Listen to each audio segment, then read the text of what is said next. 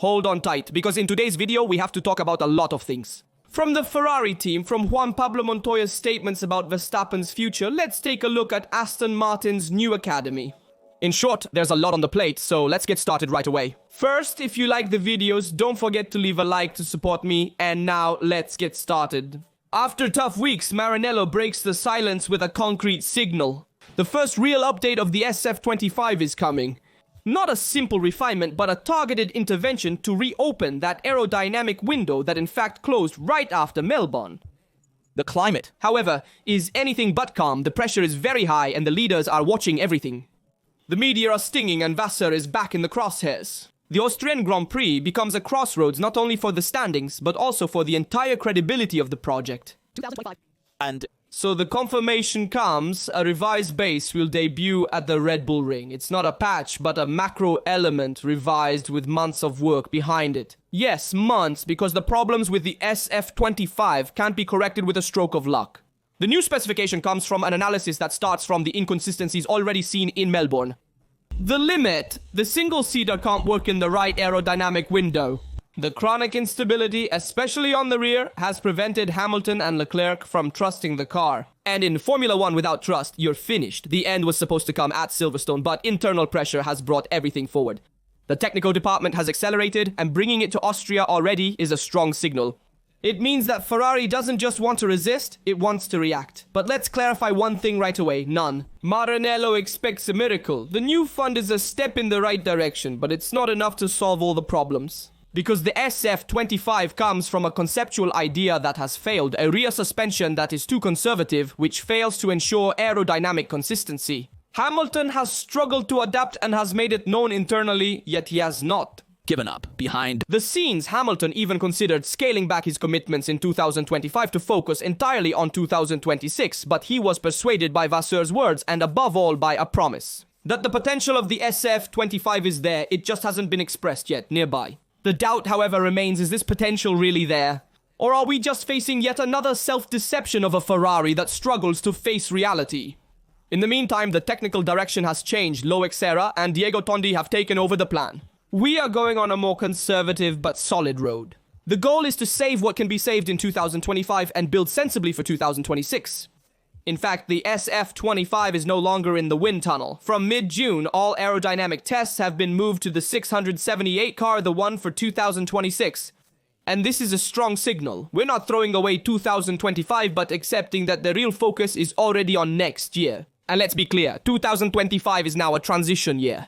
The realistic goal is second place in the constructors, winning some races and defending pride and not losing Hamilton along the way. The simulations have said that the SF25 can become competitive under specific conditions, but a bit of luck is also needed. And so far that has been totally lacking, except, if you will, in some sporadic podium of Leclerc and Hamilton's sprint race victory in China. Ferrari has returned to the Fiorano track to test the 2026 Pirelli wet tires. But the real news is something else. The SF25 was running with the front wing destined for Monza, an extremely unloaded specification suitable for the low load expected from the new rules. And why is it important? Because it shows that Maranello is not improvising, it is planning, it is testing, and it is collecting data already useful for the next regulation. Leclerc and Zhou tested this new configuration of reduced wings, profiles, exhausts, modified side drift after Barcelona, all in line with the first indications of Project 678. The new fund arrives late, but it's the first real concrete step to correct the disasters at the start of the season. In short, the SF25 is alive but not healed. Hamilton believes in it, but looks to 2026. Eversaw resists but is under observation, and he also declared some things. In fact, in Austria and at Silverstone, the future of the SF25 will be decided not only for the ranking, because obviously Ferrari is fighting for the second place in the constructors, but also in terms of the credibility of the project and how much improvement there can be on this SF25. Evazor stated, we need to put everything together, also because the Styria Grand Prix has a very short lap. It's the shortest track on the calendar. It turns over a minute roughly, and so with such small gaps since the beginning of the year, especially in qualifying, every thousandth makes a difference, and you have to aim to start as far ahead as possible to try to fight for the podium. Because this is Ferrari's realistic goal. Putting all the elements together will be crucial. This is what Vassar said, and if you get the balance wrong, you're out of the game. The gap between P1 and P10 in Spielberg is in the order of tenths. Just a trifle, a small mistake to be in the middle of the lineup, in short. Vasseur preaches calm, but he has been doing so since the start of the season, and this time he can respond on the track with the update to the bottom of the Ferrari. But we must look together at the ruthless diagnosis of Cesare Florio, the former Ferrari sports director. In the most turbulent years of the Rossa, he does not mince words for him. Vasseur does not have a winning mentality. He always Fought for placements but never for titles, and now in Maranello he is doing exactly the same thing, surviving. But Fiorio says at least he made one right move by bringing Hamilton, and that's not a small thing. According to Fiorio, Hamilton is not just a very strong driver, he is a strategic resource. He can change the way the team works, he can introduce winning methods and mindsets, he can transform the team from within, but to do so, he must be put in a position to command. Give him the keys to the Ferrari is Fiorio's message, and perhaps it's the only way to prevent this season from sinking completely. Toto Wolff has clearly said Hamilton is like an Englishman parachuted into a deeply Italian team, and Fiorio agrees. The adaptation is difficult, but Lewis still has enormous resources. Leclerc is fast, but he's emotional. Vasseur is a manager, but not a leader. So, maybe it's really time for Hamilton to dictate the technical direction and choose the priorities, to lead even outside the cockpit. The team. If Ferrari wants to climb back up, it needs a fixed point. And Hamilton can be that lifeline, but only if the team stops treating him like the last one in and really listens to him. Indeed, if we think about it, Hamilton is the only one who has won something in his career. Vasseur has managed smaller teams, moving from Sauber, Alfa Romeo, even earlier in the lower categories in Formula 2 and Formula 3. Leclerc moved from Alfa Romeo to Ferrari, but he hasn't won any titles. Hamilton is the only one who has a winning mentality and who has also won in the past. He is the most titled driver, along with Schumacher in Formula 1, and therefore must be a mainstay in Ferrari. Also because you paid him so much as a driver. So it's only right to entrust him with many responsibilities to try to get Ferrari out of this crisis that it has been experiencing for several years now. Seeing that there's Vasseur who is being questioned, Leclerc who tries to save what can be saved, but he is not the one to whom you can give the technical responsibility. Hamilton could be the only one who understands the dynamics of a winning team from within. And so, we must also hear the statements of Jacques Villeneuve. He doesn't mince words. 10 races, 0 victories, and a new fund is coming to Austria. But the air in Maranello is heavy, and the one speaking is someone who knows about pressure, Jacques Villeneuve, 1997 world champion. The Canadian harshly criticizes Ferrari's management, which he blames for creating illusions every year that then do not hold up to reality.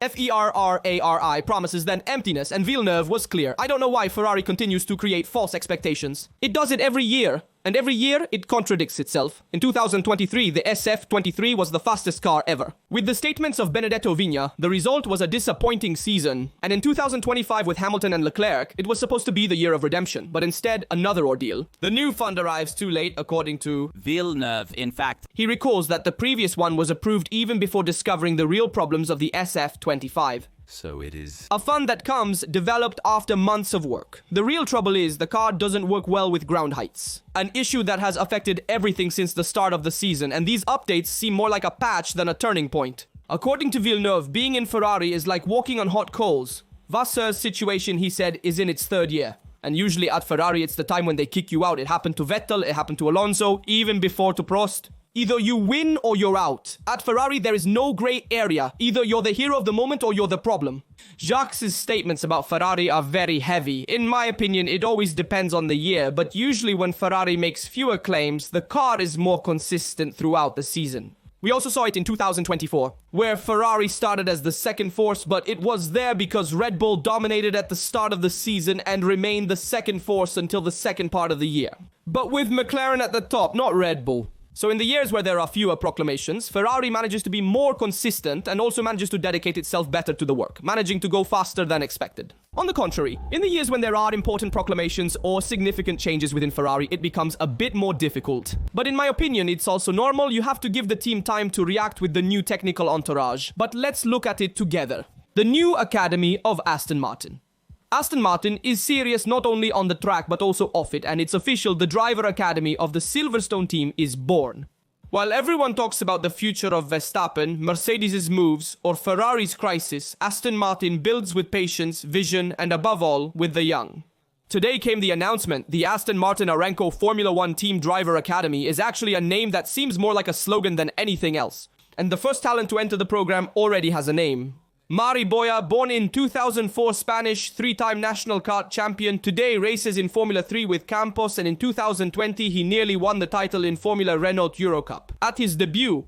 But above all, he has attracted the attention of a team that looks to the future. Boya said it's a dream come true. Indeed it is, because joining Aston Martin today means joining a team in full expansion, ready to take advantage of the arrival of Nui, the power of Aramco, and the technical guidance of Fernando Alonso. Aston Martin made it clear right away that this will not be a front academy. Andy Cowell, team principal, said, "We want to train complete drivers on the track and off. Technique, communication, physical preparation, and feedback management. Everything. In fact, it's not just about executioners." The team has already started a partnership with DPK Racing, the official Fernando Alonso Kart karting team. And the goal is clear, to discover and nurture new talents from their very first steps in motorsport. And it's no coincidence that all this happens at the time when Adrian Newey enters the project. For those who work with Newey, those who build with him know that it takes time, it takes vision, and it requires drivers ready when the right car is ready. That's why Aston Martin decided to start today, so as not to be caught unprepared tomorrow. While other teams fill the academy for image reasons, Aston Martin is investing selectively. Just one name to start, targeted choices, concrete support. And Boya, for his part, has the opportunity to grow within a team with Alonso, Stroll, and Pedro de la Rosa as mentors. The real revolution starts from the details. Certainly behind this Aston Martin academy, there is the hand of Fernando Alonso, who will go to scout and select young talents. As he did with Boya, a Spanish driver since the karting days and then from the Formula E, Aston Martin's goal is to create a complete team that can actually become a top team. So an academy, perhaps in the future also a junior team, and manage to grow the young ones to then bring them to the official team. In Aston Martin, with Adrian Newey as technical guide, Lawrence Stroll, who puts in the money and the project behind with the infrastructure that a Formula 1 team needs. And at the same time, Fernando Alonso as ambassador, at this moment as official driver, but in the future as team leader, both from a coaching point of view, but also from a scouting point of view. So is Aston Martin actually a threat to the other top teams? I'm thinking of Ferrari, Mercedes and Red Bull, and also McLaren for the future, because it's forming at the base. Newey knows it, he has a far-sighted vision, much more than other engineers. And so he knows how to become winners in Formula 1 and what a team needs. And Montoya advises Verstappen on the double move. Let's hear them together. Interviewed by Casino Oaks, the former Colombian has no doubts. If I were Max, in 2026 I would go to Mercedes, and from 2027 onwards, Aston Martin will be the right place. A logical reasoning based on two factors: the technical strength of Mercedes in building winning cycles, and the arrival of Adrian Newey at Aston Martin, which could revolutionize Lawrence Stroll's team and take it to the top in the new regulatory era. If Verstappen really ends up at Mercedes, Montoya raises a critical point. I doubt that George Russell would accept being number 2. He's too strong, he's too ambitious, and today he has the team on his side. Russell is coming off a very solid season and a double podium. In Canada, his contract is expiring, but a renewal could come as early as between Austria and Silverstone. And if it came while talking about Max, it would be a strong signal Mercedes wants to keep him at the center of the project. So in my opinion, this prediction by Montoya is a bit skewed, in the sense that as of today, Verstappen remains in Red Bull. But if he doesn't see the potential with the new regulations, he'll probably go to Aston Martin, not Mercedes. Mercedes has already prepared a solid structure and also the drivers for its future. Russell will arrive renewal in a few races, Kimi is the future of Mercedes, and so Toto Wolff already has the pair of drivers. The real problem will be at Aston Martin, where in a few years Alonso will retire. We have to see if Lance Stroll will continue to race, who would anyway be a great teammate for Verstappen because he would give him zero problems. At the same time, there could also be the winning pair Alonso-Verstappen. The fact is that if Aston Martin were to prove to be in the fight for the World Championship, Verstappen wouldn't think twice. He packs his bags from Red Bull twice and goes to Aston Martin. Also because Newey is a point not to be underestimated. Max knows him well, they have worked together, and to have him by his side is a significant added value. But we also need to talk about Helmut Marko's statements about Tsunoda and Aguiar. Yuki Tsunoda is fast, but in Red Bull, his speed alone won't save you. After the underwhelming performances in the first races of 2025, even Helmut Marko begins to waver. The Japanese driver has only scored 5 points since he was promoted alongside Verstappen, and the expectations once again have been unmet. The Japanese driver, now 25 years old, particularly struggles on Saturdays. The qualifiers regularly put him in difficulty and the race becomes a constant chase. And Helmut Marko said, "Oh, come on, next to Max, it's impossible. Yuki is fast. On Fridays, he's often 1 or 2 tenths from Max, but then he doesn't convert this speed into points. And Red Bull needs results. No one today really dreams of being Verstappen's teammate. They want to get into Formula 1, yes, but being next to Max is another thing." Marko still defends his driver and says that Tsunoda has matured. He has learned to handle the radio. He has a clearer approach, but he also admits that beating Verstappen is impossible. And Yuki's only task is clear: to score points, many quickly. Meanwhile, the rumors do not subside, and Issa Kajar is ready and very much liked by Helmut Marko, a hungry young man already publicly praised and just waiting for the green light. If Tsunoda doesn't shift gears immediately, the risk is real for mid-season replacements or a farewell at the end of the season. And history repeats itself. Gasly, Albon, Perez, Lawson, now Tsunoda. All have moved to that second seat in Red Bull, and all have come out injured, and some even knocked down. But we also have to hear the words of Ajar interviewed in Canada. Ajar didn't pretend anything. Yes, the idea scares me a bit. I wouldn't feel ready. It's the truth. Yuki and Liam are good pilots, yet they are also struggling. It would be nice to do the whole season. With Racing Bulls, I'm having fun and learning a lot. But if Red Bull calls, I would certainly answer and go, because even though it's very tough, that's where I want to get to. And there's a real risk. You go there to Red Bull to learn, or you risk burning out. Will Ajar really be the next Red Bull driver, and will he be able to make a difference compared to his predecessors? Or will it always be the same old story? The fact is that this problem in Red Bull, if we look at it from a broader perspective, is very serious. In terms of the Constructors' Championship, because today either it's a totally dominant car or racing with a single driver who brings home the points. Well, it penalizes you a lot in the Constructors and makes you lose many millions because of the Constructors' standings. Let me know your opinion on all the topics we covered in the video. As always, I remind you to leave a like, subscribe, and turn on notifications, so you don't miss any videos on the channel. I'll leave you with some related videos here from Rastro Tuto. See you next time.